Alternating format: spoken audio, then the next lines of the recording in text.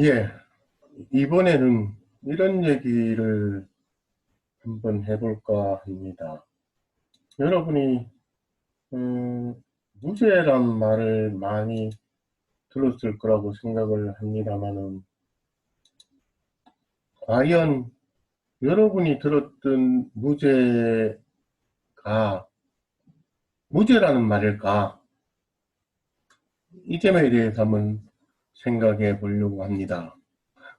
말장난한 것 같습니다만은 앞에 있는 무죄는 법원에서 선고한 무죄 판결을 이야기하는 것이고, 이 무죄란 말은 여러분들이 생각하는 무죄입니다. 그러니까 법원에서 무죄 판결을 하지만은 사실 그 무죄 판결은 여러분이 생각하는 무죄라는 취지의 판결을 한 것이 아니다 라는 것을 말씀드리는 게 이번 유튜빙의 목적입니다. 이상하지 않습니까? 뭐 무죄라고 했는데 무죄가 아니다. 네, 한번 조금 생각을 해보시면 어떨까 싶습니다. 그 무죄란 말을 무죄 판결을 하는 형사소송법상의 조문은, 근거가 되는 조문은 형사소송법 325조입니다. 무죄의 판결이라고 하고 있죠. 무죄의 판결. 피고 사건이 범죄로 되지 아니하거나 범죄 사실의 증명이 없는 때에는 판결로서 무죄를 선고해야 된다라고 되어 있습니다. 그렇죠? 그러니까 두 가지 경우에 법원으로서는 판결로서 무죄를 선고해야 된다라고 하고 있는데, 첫 번째가 피고 사건이 범죄로 되지 아니하는 경우, 이때 피고인은 무죄라는 판결을 선고해야 된다는 겁니다. 두 번째는 범죄 사실의 증명이 없는 때, 이때도 무죄 판결을 선고해야 됩니다. 이걸 뭐 우리 학교에서는 전단무죄, 후단무죄 이렇게 이야기합니다. 전단무죄의 근거는 조금 더 올라가면은 형법상의 죄형 법정주의라는 것입니다. 그러니까 범죄로 규정되지 아니한 사실을 가지고 처벌할 수 없다는 겁니다. 그죠? 행위 당시의 범죄로 되지 아니하는 사실로서 처벌할 수 없다. 대표적으로 뭐 저는 자주 이 얘기를 듭니다만은 원조교제란 말을 여러분도 많이 들어보셨을 텐데 사실 그렇게 좋은 말은 아니라고 생각합니다. 그러니까 원조교제가 명백한 범죄임에도 불구하고 뭔가 양자가 사귄다는 의미를 내포하고 있는 것 같아서 적절하지는 않다고 생각합니다만, 여러분들이 알고 있는 그 원조교제입니다.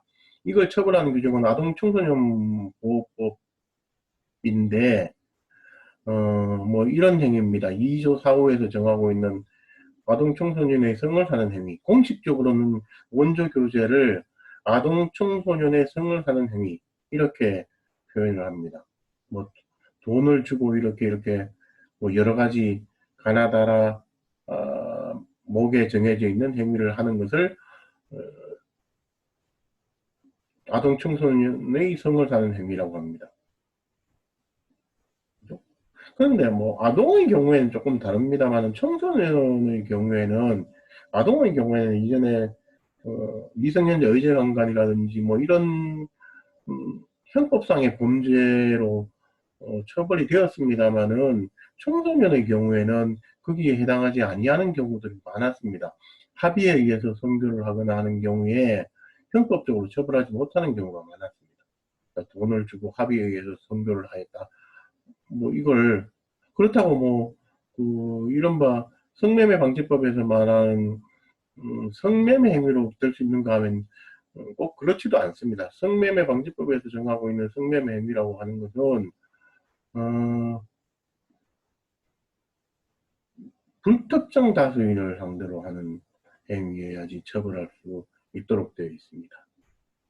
그런 점에서 그쪽에서 처벌할 수 없고, 미성년자 의제강간죄로도 처벌할 수 없는 중간 공백이 있을 수 있었다는 겁니다. 이 행위에 대해서 제가 알기로는 아동청소년보호법, 그 이전에 청소년보호법이 2000년 정도, 2000년에 제정된 것으로 아는데, 그 이전에 우리가 속칭 말하는 원조교제를 처벌할 수 있었다, 없었다?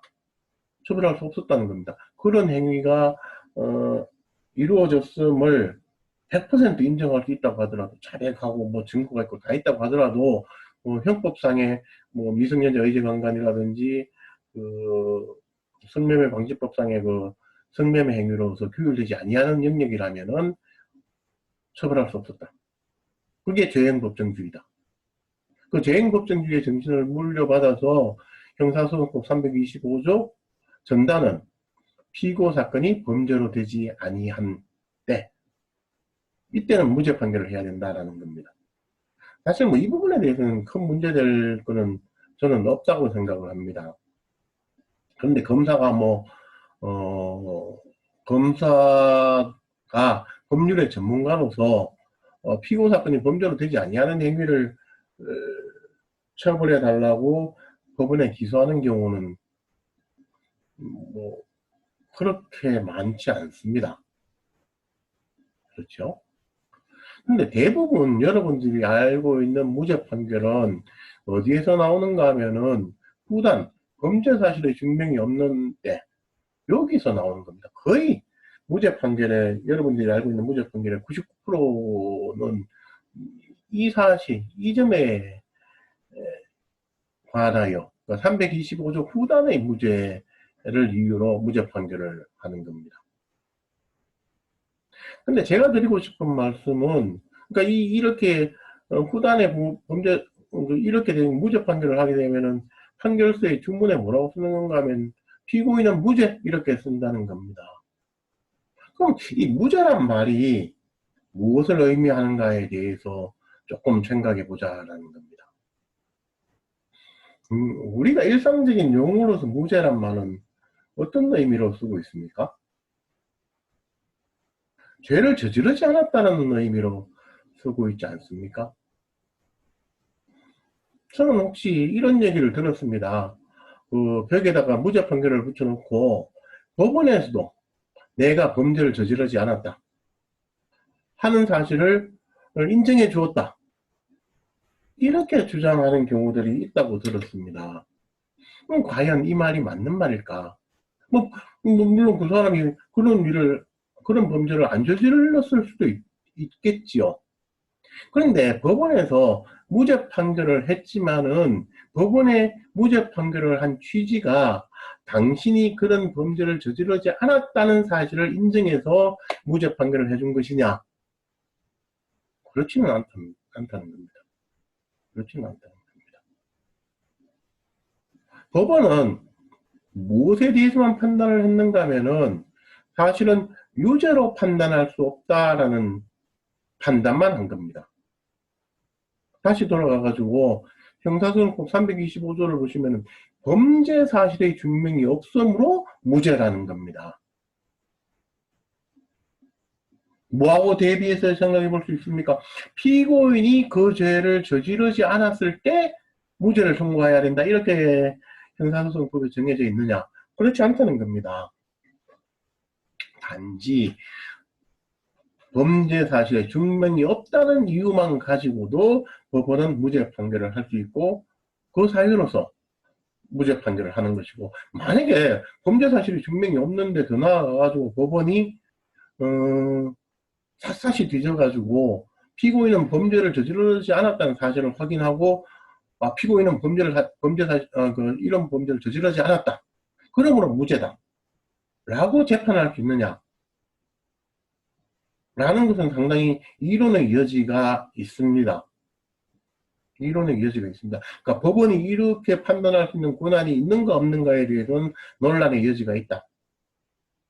아주 오래전의 일입니다만은 법원이 이러한 판단을 한 사실이 있습니다. 피고인이 이런 죄를 저지르지 않았다 라고 하면서 피고인은 무죄다라는 판단을 한 적이 있는데, 그게 법원이 행할 수 있는 재판권의 적절한 행사인가 라는 것은 논쟁의 여지가 있을 수 있습니다.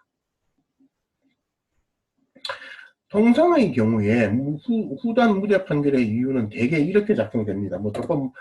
말이 조금 어렵습니다만은 이러이러한, 그러니까 기본적으로 이 점을 이해하기 위해서는 검사가 피고인이 유죄라는 사실을 입증할 수 있는 증거를 제출할 책임이 있다 라는 것을 이해하셔야 됩니다. 오로지 검사에게만 피고인이 유죄라는 사실을 입증할 책임이 있습니다. 그 말은 무슨 말입니까? 반대로 해석하면은 피고인은 자신의 무죄를, 죄를 저지르지 않았음을 입증할 책임이 있다, 없다? 없다. 이 점을 정확하게 이해해야 됩니다. 제가 사실 이 유튜빙을 하는 이유는 그 점을 여러분이 정확하게 다 인식해 주시기를 바라는 마음 때문에 하는 겁니다. 다시 돌아가서 설명하겠습니다. 검사가 피의자를 피고인으로 만드는 행위, 그러니까 기소를 했을 때 피고인이 그 죄를 저질렀다는 사실을 입증할 책임은 오로지 검사에게만 있고, 피고인은 자신이 범죄를 저지르지 않았다는 사실을 입증할 책임이 없다. 그래서 검사는 여러 가지로 피고인의 유죄를 입증할 자료를 제출한다는 겁니다. 뭐죠? 325조 후단에서 말하는 범죄 사실을 증명하기 위한 자료.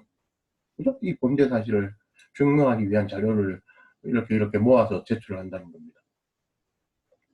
그러면 법원은 무엇만 판단하는가 하면은 검사가 제출한 자료가 과연 증거로 쓰일 수 있는 것인지, 이걸 좀 어려운 말로는 증거 능력의 문제라고 이야기합니다만, 증거 능력은 있는데 이것이 피고인의 범죄 사실을 입증하는데 유효한 자료인지 라는 두 가지 점을 판단합니다. 그러면 무죄 판결을 한다는 얘기는, 325조 후단에 무죄 판결을 한다는 얘기는 두 가지 사실을 배척하면 되죠. 하나는 그러니까 검사가 제출한 자료가 증거 능력이 없다. 다른 하나는 검사가 제출한 자료가 증거 능력은 있는데 증명력이 부족하다.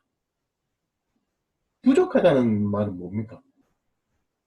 그 자료 자체가 증거로 쓰일 수 있는데 그것만 가지고는 피고인이 그런 범죄를 저질렀다는 사실을 내가 인정하기는 좀 부족하다는 겁니다. 그죠? 법원은 언제 피고인을 유죄로 재판할 수 있을까요? 언제 재판할 수 있죠? 여기 있는 것처럼 검사가 합리적인 의심을 배제할 정도의 증거를 제시했을 때, 그때 피고인은 유죄라고 법원은 판단할 수 있습니다. 합리적인 의심을 배제할 정도의 증거를 제출했을 때. 그러니까 증거 능력이 있는 증거로서, 증명력으로서는 합리적인 의심을 배제할 정도의 증명력이 있는 증거를 검사가 제출했다 라고 하면은 사실은 피고인은 유죄가 되는 겁니다. 그런데 그 두 개를 다 못했다 라고 하면 법원은 그냥 무죄 판결을 할 수 있는 겁니다. 더 나아가가지고 그 피고인이 자신의 무죄임을 충분히 입증했다 라는 것은 필요하지도 않고 판결문에 쓰여지지도 않는 내용입니다. 제가 무죄 판결의 이유를 보시면은 좀 말이 어렵습니다만, 이러이러한 증거는 증거 능력이 없고, 또 이러이러한 증거는 증거 능력은 있으나 법원으로 하여금 합리적인 의심을 배제할 수 있을 정도의 충분한 증명력을 갖추지 못하였다. 그죠? 그럼 인정할 수 없어. 부족하고 달리 위 공소 사실을 인정할 수 없어. 그죠? 여자는 증거 능력이 없고 여자는 증명력이 없는데 달리 피고인의 유죄를 입증할 수 있는 자료를 검사가 제출하지도 않았다. 그러므로 공소 사실은 범죄의 증명이 없는 경우에 해당한다. 그러므로 형사소송법 325조 후단에 의하여 무죄를 선고한다 라고 하고 있습니다. 이렇게 하고 주문에는 피고인은 무죄라고 쓴다는 것이죠. 여러분이 분명히 아셔야 될 것은 여기 어디에도 피고인은 그러한 범죄를 저지르지 않았다 라는 말을 하지도 않았고 그것을 그렇게 쓸 필요도 없습니다. 그죠? 그러므로 제가 보기엔 만약에 여러분들이 무죄를 피고인이 그러한 범죄를 저지르지 않았다는 취지로 이해한다면은 사실은 법원에서 그 판결서의 주문에 기재한 무죄하고 취지하고 여러분의 인식 사이에 괴리가 있다는 겁니다. 어떤 괴리? 법원은 유죄라고 할 만한 증거가 없기 때문에 유죄라고 못하기 때문에 무죄 판결을 한 것이지 피고인이 무죄라는 사실을 죄를 저지르지 않았다는 사실을 확인하고 무죄 판결을 한 것은 아니라는 겁니다. 그런데 여러분들은 법원이 피고인이 그런 범죄를 저지르지 않았구나 라는 것을 확인해 주었구나 이렇게 생각하시면 오해다라는 겁니다. 적어도 법적으로는 오해다. 그렇죠? 이제 결론을 내보도록 하겠습니다. 개인적으로는 앞에 형사소송법 조문이 개정되어야 한다고 생각합니다. 무죄라고 하면 안 되고 유죄가 아니다 라고 써야 된다고 생각합니다. 그러니까 영어식으로 말하면 guilty와 not guilty의 구조라는 겁니다. 그죠? guilty or innocent 구조. 죄를 저질렀다 또는 저지르지 않았다 이런 구도가 아니라는 겁니다. 그죠? guilty or not guilty. 그러니까 무죄라고 써서는 안 되고 유죄인가 유죄가 아닌가 라고 하는 형식의 주문이 사용되어져야 된다고 생각합니다. 어쨌든 이게 뭐 법률이 그렇게 쉽게 바뀔 건 아니니까 개정되지 않더라도 적어도 여러분들은 무죄란 말을 정확하게 이해하고 있어야 된다.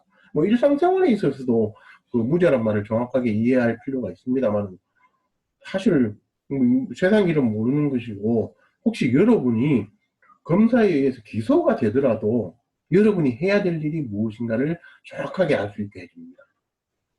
그죠? 검사가 나를 기소했는데 그럼 내가 무죄임을 입증해야 되는가? 그렇지는 않다는 겁니다.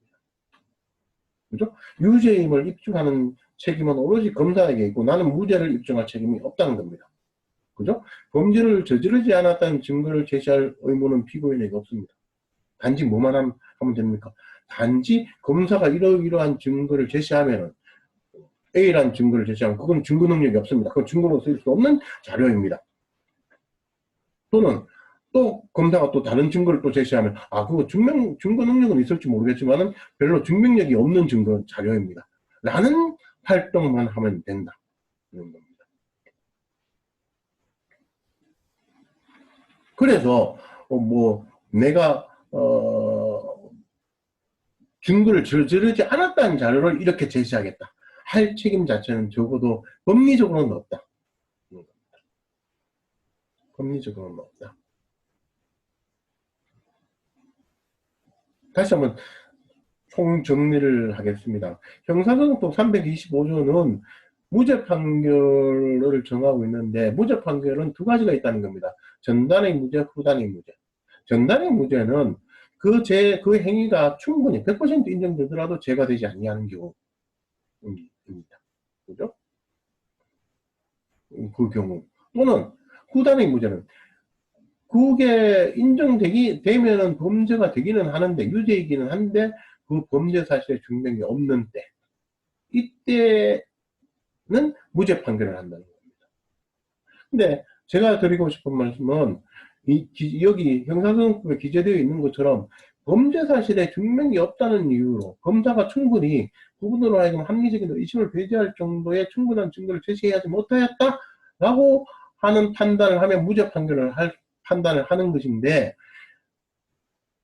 그런데 실제로 여러분들은 이 무죄 판결을 그렇게 생각하지 않는다는 겁니다. 피고인이 그런 죄를 저지르지 않았구나. 법원도 그렇게 인정을 해주었구나. 이렇게 생각하시면은 적어도 법리적으로는 오해가 있는 거다. 그죠?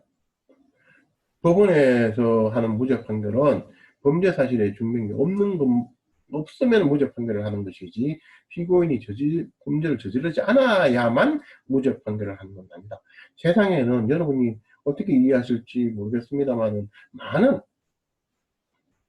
사람들이 실제로 범죄를 저질렀는데도 무죄 판결을 받는 경우들이 상당히 있습니다.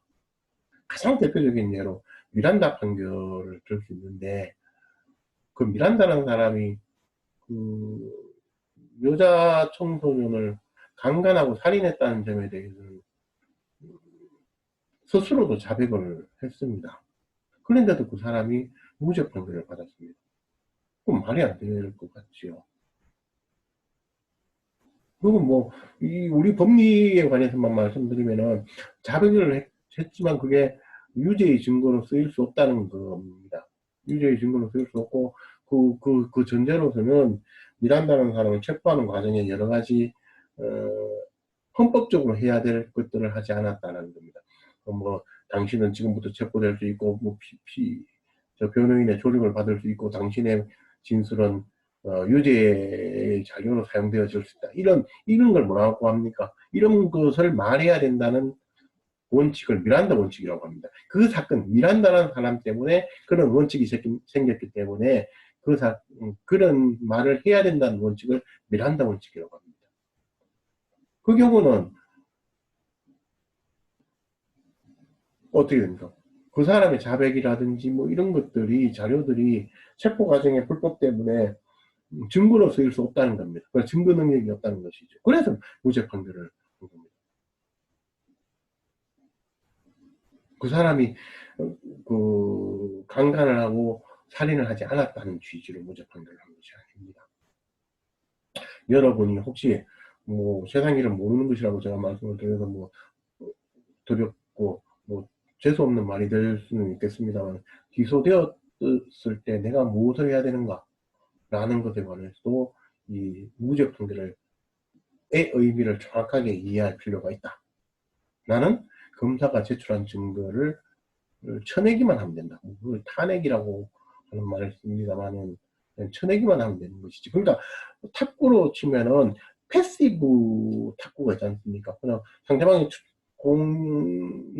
상대방으로부터 공이 날라오면 쳐내고 수동적으로만 하면 되지, 내가 공격할 필요는 없다는 겁니다. 내가 무죄라는 사실을 공격하는 자료를 제출할 필요는 있다 없다? 없다. 이건 왜 그렇다? 형사소송법 325조의 후단에 기재된 바가 이와 같기 때문에 그렇다는 겁니다. 저는 여러분들이 이 유튜빙을 통해서 좀 더 무죄란 말을 정확하게 이해해 주셨으면 좋겠다라고 생각을 합니다. 예, 이 정도로 마치겠습니다. 고맙습니다.